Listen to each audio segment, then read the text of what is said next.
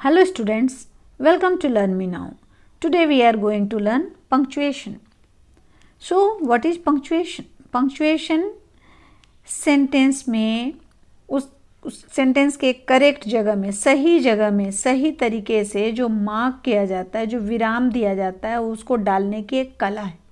तो पंक्चुएशन डालकर ही हम किसी सेंटेंस को मीनिंगफुल बना सकते हैं। तो कहाँ पर कौन सा मार्क डालेंगे जिससे कि सेंटेंस मीनिंगफुल बने, यही पंक्चुएशन बतलाता है। तो देखें हम कि पंक्चुएशन में कौन कौन से मुख्य चिन्ह आते हैं, प्रिंसिपल मार्क्स होते हैं। इसमें हैं फुल स्टॉप या जिसको पीरियड भी कहते हैं, comma, semicolon, colon, question mark, exclamation mark, apostrophe, inverted commas, dash, hyphen, brackets etcetera. तो ये सारे पंक्चुएशन मार्क्स होते हैं। सबसे पहले देखें फुल स्टॉप। फुल स्टॉप को पीरियड भी कहा जाता है और ये जो फुल स्टॉप होता है ये सबसे बड़ा विराम को दिखाता है। सेंटेंस में जब फुल स्टॉप डाल दिया जाता है तो वो सेंटेंस कंप्लीट हो जाता है और वो एक विराम लेता है, वो उसमें थोड़ी देर हमें रुकना पड़ता है। तो ये जो फुल स्टॉप है ये एक सेंटेंस को दूसरे सेंटेंस से अलग करता है। तो इससे ही हम जानते हैं कि सेंटेंस पूरा हो गया, ये एक मीनिंगफुल सेंटेंस बना। अब देखते हैं कि फुल स्टॉप के क्या क्या यूज़ हैं।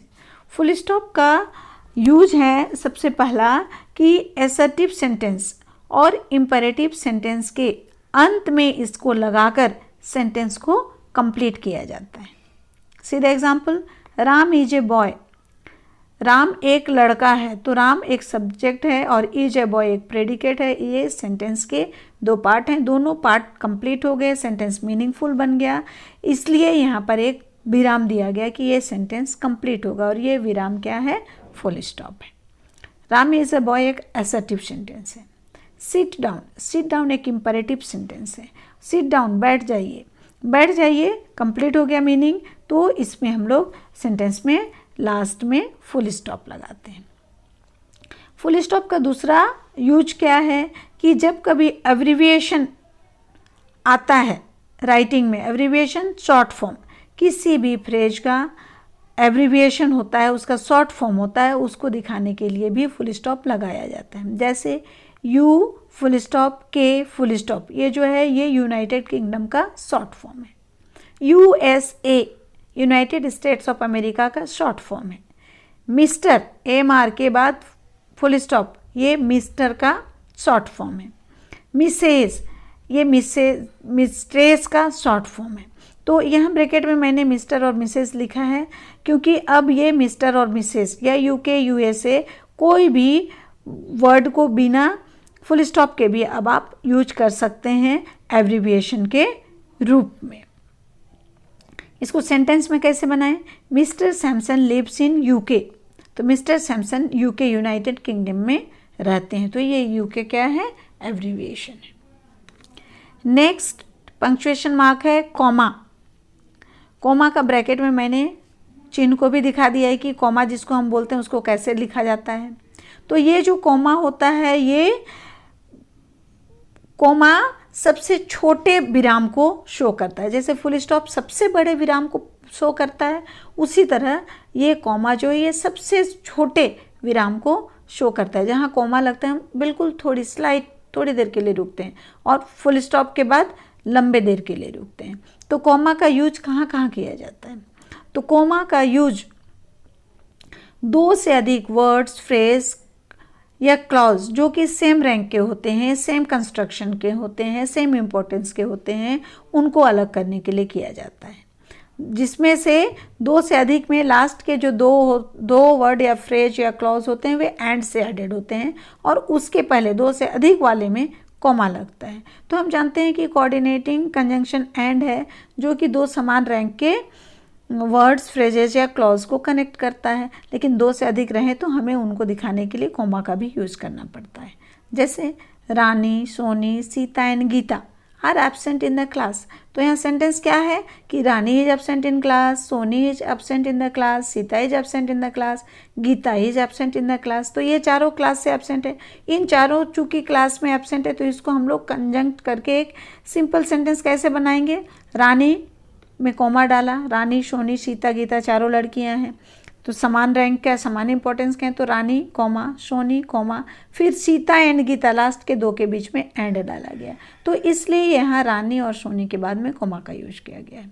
ये वर्ड्स को सेपरेट किया। उसी तरह he can read, write and speak English, तो he can read, he can write and he can speak English, तो इसको हमने एक सेंटेंस कंबाइंड करके बनाया है कि ही can read, write and speak English. तो कॉमा का यूज यहाँ दो से अधिक वर्ड को सेपरेट करने के लिए किया गया है। He lives in the room, एक क्लॉज है। वर्क्स इन द गार्डन, तो वर्क्स इन द गार्डन यहाँ फ्रेज है, जबकि यहाँ अगर ही को ऐड कर दें तो he works in the garden एक क्लॉज बन जाएगा। And walks in the terrace, तो इनको जोड़ने के लिए क्या किया गया, कॉमा का यूज किया गया। लास्ट के दो के बीच में एंड जोड़ा गया और उससे ज़्यादा है चूंकि he lives in the room, तो उसके बाद कॉमा का ऐड यहाँ पर कॉमा पुट किया गया। नेक्स्ट यूज है कि नाउन, प्रोनाउन या कोई फ्रेज जो कि एपोजिशन में रहते हों। एपोजिशन का अर्थ होता है कि जिस नाउन या प्रोनाउन के बारे में कोई दूसरे वर्ड डिस्क्राइब करते हों, तो उनको मार्क करने के लिए, उनको शो करने के लिए भी कॉमा का यूज किया जाता है। जैसे राम में कॉमा डाला गया, माय फ्रेंड, तो ये माय फ्रेंड क्या है, राम के बारे में डिस्क्राइब कर रहा है कि राम कौन है, मेरा फ्रेंड है, वह यहाँ नहीं है। Next is the news, news के बारे में बोला जा रहा है। कौन सा news, that he was killed, तो दैट ही वॉज किल्ड बता रहे हैं न्यूज के बारे में कि वह न्यूज कि वह मारा गया था, तो वह स्प्रेड लाइक वाइल्ड लाइफ, तो वह जंगल की आग की तरह फैल गया। तो इस तरह से एपोजिशन दिखाने के लिए भी कॉमा का यूज किया जाता है। वोकेटिव, किसी को संबोधन करना, किसी को आवाज़ देने के लिए भी संबोधन सूचक वाक्य में भी कॉमा का यूज किया जाता है। जैसे सैम कम हियर, सैम को बोला गया कि सैम सुनो, इधर आओ, तो ये क्या था, उसको आवाज़ दिया गया, संबोधन किया गया। Come into the park John, John को कहा जा रहा है कि पार्क में आ जाओ। नॉमिनेटिव एब्सोल्यूट को अलग करने के लिए भी कॉमा का यूज किया जाता है। तो ये नॉमिनेटिव एब्सोल्यूट क्या होता है, सेंटेंस का ही एक पार्ट जो कि मेन सब्जेक्ट और वर्ब को डिस्क्राइब करता हो, और ये एडजेक्टिव या मॉडिफायर या पार्टिसिपल के रूप में काम करता है। जैसे यहाँ है द सन हैविंग सेट, तो ये द सन हैविंग सेट क्या है, नॉमिनेटिव एब्सोल्यूट है। ये यहाँ पार्टिसिपल का काम कर रहा है, एडजेक्टिव का काम कर रहा है। जैसे सूर्य के अस्त होने के बाद, होते ही या होने के बाद, द कैटल रिटर्न होम, मवेशी घर लौट गए। तो ये द सन हैविंग सेट क्या है, नॉमिनेटिव एब्सोल्यूट है, जो कि डिस्क्राइब कर रहा है किसके बारे में, कैटल के बारे में। कैटल होम आया, कब आया, सन के सेट होते ही। इंट्रोडक्टरी वर्ड को भी सेपरेट करने के लिए कॉमा का यूज किया जाता है। इसमें कौन कौन है, जैसे येस, नो, वेल, तो इंट्रोडक्टरी वर्ड है येस, हाँ, ही इज़ माई फ्रेंड, वह मेरा दोस्त है, तो ये इंट्रोडक्टरी वर्ड को बाकी के सेंटेंस से सेपरेट कर रहा है कॉमा। नो इंट्रोडक्टरी वर्ड है, इसको सेपरेट कर रहा है बाकी के सेंटेंस से, she is not my friend. Well, ये इंट्रोडक्टरी वर्ड है जो बाकी के सेंटेंस, बाकी जो सेंटेंस है इसके बाद उसको सेपरेट कर रहा है। Well, I will support you. Next, reported speech को रिपोर्टिंग वर्ब से अलग करने का काम भी कॉमा करता है। जैसे ही सेड टू मी, ये रिपोर्टिंग स्पीच है जिसका वर्ब है सेड, तो ये रिपोर्टिंग स्पीच को सेड टू मी को अलग कर रहा है किससे, reported speech, I like to eat mango. She said, ये सी सेड को अलग कर रहा है, सेड को अलग कर रहा है किससे, सी जे प्रिंसेस, रिपोर्टेड स्पीच है उससे ये कॉमा अलग कर रहा है। तो रिपोर्टिंग स्पीच में भी कॉमा का यूज किया जाता है। एडवर्बियल क्लॉज के बाद उसको प्रिंसिपल क्लॉज से अलग करने के लिए, जब कभी प्रिंसिपल क्लॉज पहले रहे, एडवर्बियल क्लॉज बाद में रहे, तो कॉमा का कोई यूज नहीं है। लेकिन जब कभी एडवर्बियल क्लॉज को हम सेंटेंस में पहले रखते हैं, उसके बाद प्रिंसिपल या मेन क्लॉज आता हो और वहाँ पर किसी तरह का कोई कंजंक्शन नहीं हो, तब कॉमा का यूज किया जाता है। जैसे if it rains, if clause है ये कि इफ़ इट रेन्स, अगर बारिश होती है, I will not go to the office, ये मेन क्लॉज है कि मैं ऑफिस नहीं जाऊंगा। तो ये एडवर्बियल क्लॉज को मेन क्लॉज से अलग करने के लिए यहाँ पर कॉमा डाला गया है। व्हेन ही कम्स, ये एडवर्बियल क्लॉज है, इसको अलग कर रहा है किससे, I will go out principal clause से, ये कॉमा अलग कर रहा है। वर्ड्स, फ्रेजेस, क्लॉजेस या पैरेंथेटिकल एक्सप्रेशंस जो कि सेंटेंस के बीच में आते हैं, उनके पहले या बाद में कॉमा का यूज किया जाता है। तो ये जो पैरेंथेटिकल एक्सप्रेशंस होते हैं, इनको अगर हम ये सेंटेंस में मॉडिफायर के रूप में आते हैं, उसके मीनिंग को क्लियर करने के लिए आते हैं। अगर इनको रखा जाए तो भी कोई प्रॉब्लम नहीं है, और अगर इनको रिमूव किया जाए, हटाया जाए, तो भी कोई प्रॉब्लम नहीं होता है। ऐसे होते हैं पैरेंथेटिकल एक्सप्रेशंस। तो अगर पैरेंथेटिकल एक्सप्रेशंस के लिए किसी तरह के वर्ड्स, फ्रेजेस या क्लॉजेस डाले जाएं, तो उनको अलग करने के लिए भी कॉमा का यूज किया जाता है। जैसे she is after all a beautiful girl, she is a beautiful girl एक मीनिंगफुल सेंटेंस है। अगर हम आफ्टर ऑल डालते हैं तो भी इसमें कोई खास चेंजिंग मीनिंग में नहीं आएगा, और अगर इसको हटा भी देते हैं तो उसका मीनिंग कंप्लीट ही होता है। तो वह है आफ्टर ऑल, हर एक बात होने के बाद भी जो भी हो, लेकिन वह ब्यूटीफुल गर्ल है। He is to tell you the truth a kind man, he is a kind man एक कंप्लीट सेंटेंस है। To tell you the truth ये पैरेंथेटिकल एक्सप्रेशन है कि उसके मीनिंग को थोड़ा सा एनहेंस कर रहा है, लेकिन अगर इसको नहीं भी रहने दें, हम रिमूव भी कर दें सेंटेंस से, तो सेंटेंस का मीनिंग बहुत खास अंतर नहीं होगा, वह एक मीनिंगफुल सेंटेंस रहेगा ही। तो ऐसे वर्ड्स, फ्रेज या क्लॉजेस या पैरेंथेटिकल एक्सप्रेशंस जो कि अनएसेंशियल होते हैं, उनका आना या ना आना कोई मायने नहीं रखता है, उनको अलग करने के लिए भी कॉमा का यूज किया जाता है। फिर देखें, ईयर को किसी मंथ के डेट से अलग करने के लिए भी कॉमा का यूज किया जाता है। जैसे he lost his father in the tsunami of December 26, 2006, तो 2006 में 26 दिसंबर 2006 में जो सुनामी आई थी, उसने अपने पिता को खोया। तो ये 2006 से अलग कर रहा है किसको, दिसंबर 26 को, 26 जो डेट था उसको। सी पास्ड हर एग्जामिनेशन ऑन 26 जनवरी 2010, तो उसने अपना एग्जामिनेशन पास किया कब, 2010 में, उसके जनवरी के 26 तारीख को, 26 जनवरी मतलब 26 तारीख को उसने परीक्षा पास किया। तो ये डेट को ईयर से अलग कर रहा है।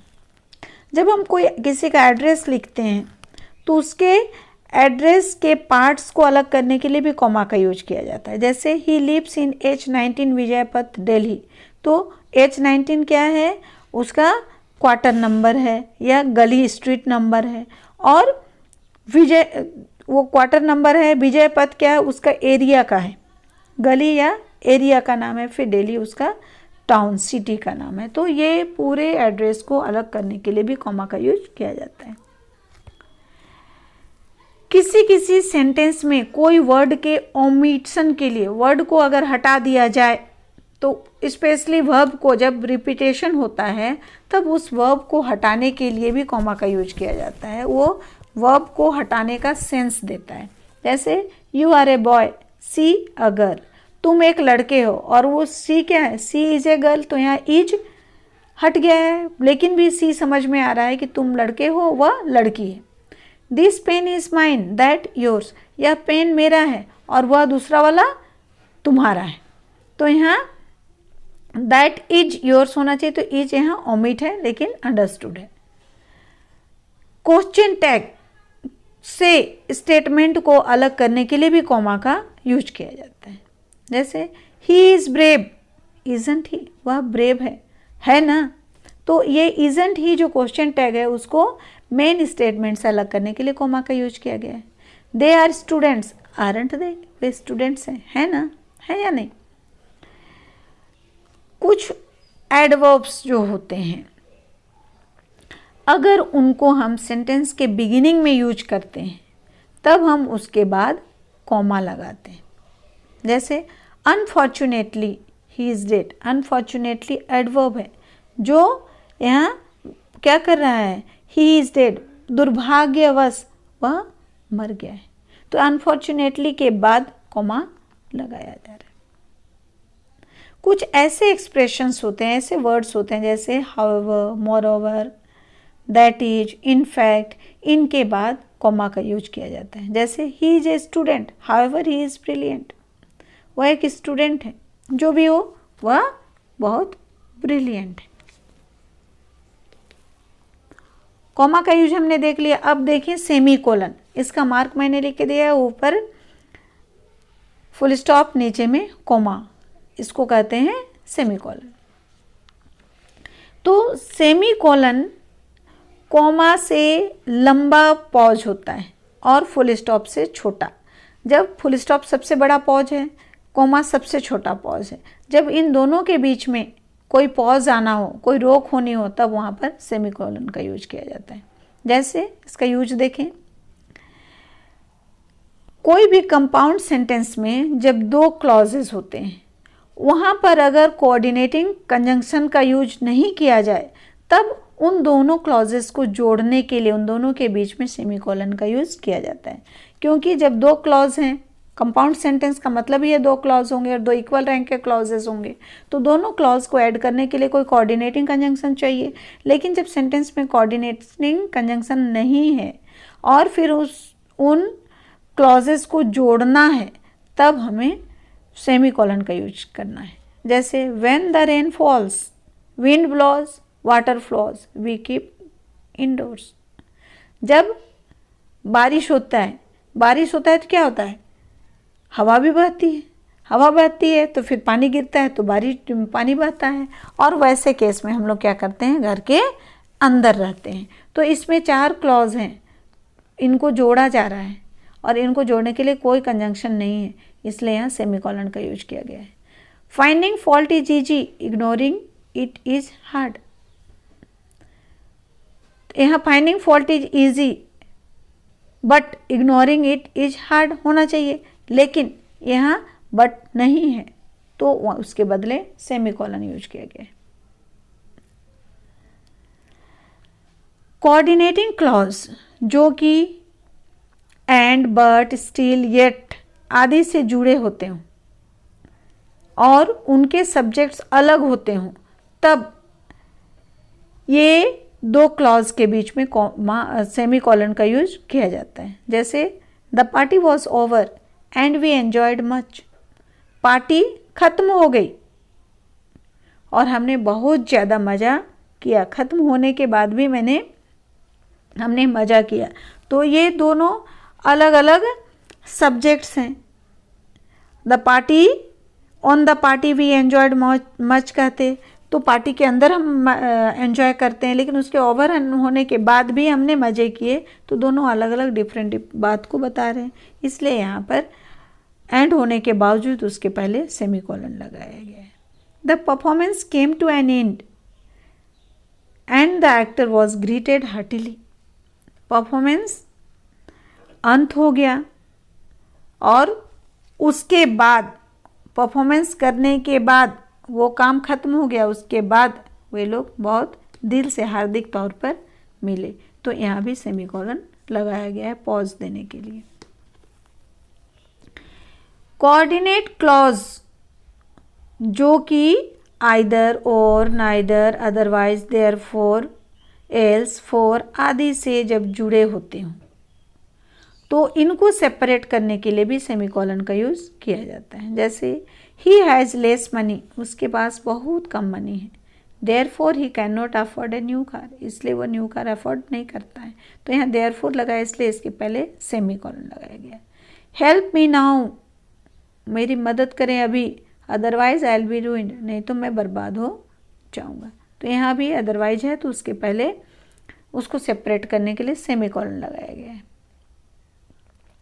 कुछ ऐसे क्लॉजेस होते हैं कि जो कि बहुत ज़्यादा रिलेटेड नहीं होते हैं, लेकिन लाइटली, हल्के तरीके से रिलेटेड होते हैं, उनके सीरीज को शो करने के लिए भी सेमीकोलन का यूज किया जाता है। जैसे he came, he saw, he made and he hugged his friend. वह आया, उसने देखा, मिला और उसने फिर हग किया। तो ये एक सीरीज है एक दूसरे से रिलेटेड फ्रेजेस का। जिसको सेपरेट करने के लिए सेमीकोलन का यूज किया गया है। Help the poor, be kind to the children and respect your elders. Poor की हेल्प करो, चिल्ड्रन के प्रति काइंड रहो और एल्डर्स के प्रति रिस्पेक्ट दिखाओ। तो ये सारे क्या हैं? मोरल ड्यूटीज़ हैं।